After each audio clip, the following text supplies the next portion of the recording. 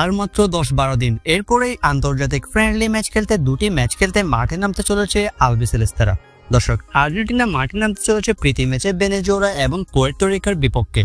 এখন প্রশ্ন হলো এই দুই ম্যাচের স্কোয়াডে কারা কারা থাকবেন আর্জেন্টিনার?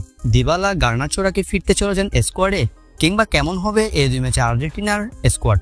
দর্শক, চলুন এক নজরে দেখে নেওয়া যাক কেমন হতে পারে আর্জেন্টিনার সম্ভাব্য স্কোয়াড ভেনেজুয়েলা এবং পুয়ের্তো রিকোর ম্যাচকে সামনে রেখে।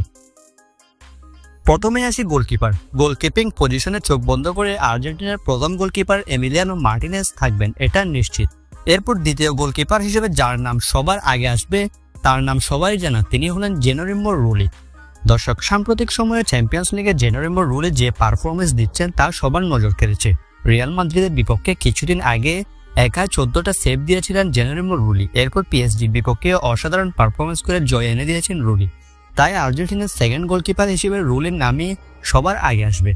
এরপর আরেকজন গোলকিপার হিসেবে যিনি থাকবেন তিনি হলেন হুয়ান মুসো। এই তিনজন থাকবেন গোলকিপার হিসেবে। দর্শক, চলুন দেখে নেওয়া যাক কারা কারা থাকতে পারে আর্জেন্টিনার ডিফেন্স লাইনে ভেনেজুয়েলা আর পুয়ের্তো রিকার ম্যাচকে সামনে রেখে, অর্থাৎ আগামী দুই ম্যাচের স্কোয়াডে। দর্শক, সেন্টার ব্যাক হিসেবে যারা যারা থাকবেন তারা হলেন প্রাণবোমরা ক্রিস্টিয়ান রোমেরো, নিকোলাস উটামেন্ডি এবং লিয়ান্দ্রো ভ্যালের্দি। এই তিনজন থাকবেন সেন্টার ব্যাক হিসেবে। এছাড়া কেভিন লোমোনাকেও থাকতে পারেন। অন্যদিকে লেফট ব্যাক এবং রাইট ব্যাক হিসেবে যারা যারা থাকবেন তারা হলেন Nicolas Tagliafico, Marcos Acuna, Gonzalo Montiel এবং নাহুয়েল মোলিনা। দর্শক, এবার মিডফিল্ড। আগামী দুই ম্যাচে মিডফিল্ডে ফিরতে চলেছেন মিডফিল্ডের প্রাণবোমরা এনজো ফার্নান্দেজ। গত দুই ম্যাচে কার্ড খাওয়ার কারণে দলে ছিল না এনজো, তবে আগামী দুই ম্যাচে দলে ফিরতে চলেছে এনজো ফার্নান্দেজ। সাথে থাকবেন Rodrigo De Paul, MacAllister, Lo Celso Franco, Mastantuono, Echeverri এবং লিয়ান্দ্রো পেরেদেস। সেই সাথে নিকো পাজো থাকতে চলেছে আগামী দুই ম্যাচের স্কোয়াডে এবং থিয়াগো আলমাদাও থাকবেন। এখন প্রশ্ন হলো ফরওয়ার্ড লাইনে দিবালা আর গার্নাচো ফিরবে কিনা। দর্শক, গার্নাচোর ফেরা অনেকটাই নিশ্চিত বলা যায়, কেননা বর্তমানে চেলসির হয়ে দুর্দান্ত পারফরমেন্স করছেন গার্নাচো। যদিও গোল অ্যাসিস্টের দেখা পাননি এখনো তিনি, তবে ইনজুরি থেকে সেরে উঠে মাঠে ফিরেছে গার্নাচো, যে কারণে আগামী দুই ম্যাচে গার্নাচোকে দেখা যাওয়ার সম্ভাবনা সবচেয়ে বেশি। দিবালার ব্যাপারটা এখনো পর্যন্ত নিশ্চিত করে বলা যাচ্ছে না।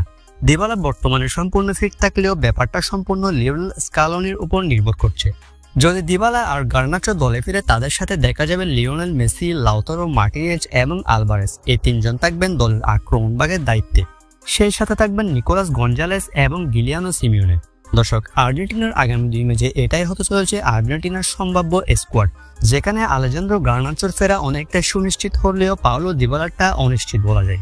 দর্শক, আপনার মধ্যে পাওলো দিবালাকে কি সুযোগ দেওয়া উচিত আগামী স্কোয়াডে? কমেন্ট করে জানাতে পারেন।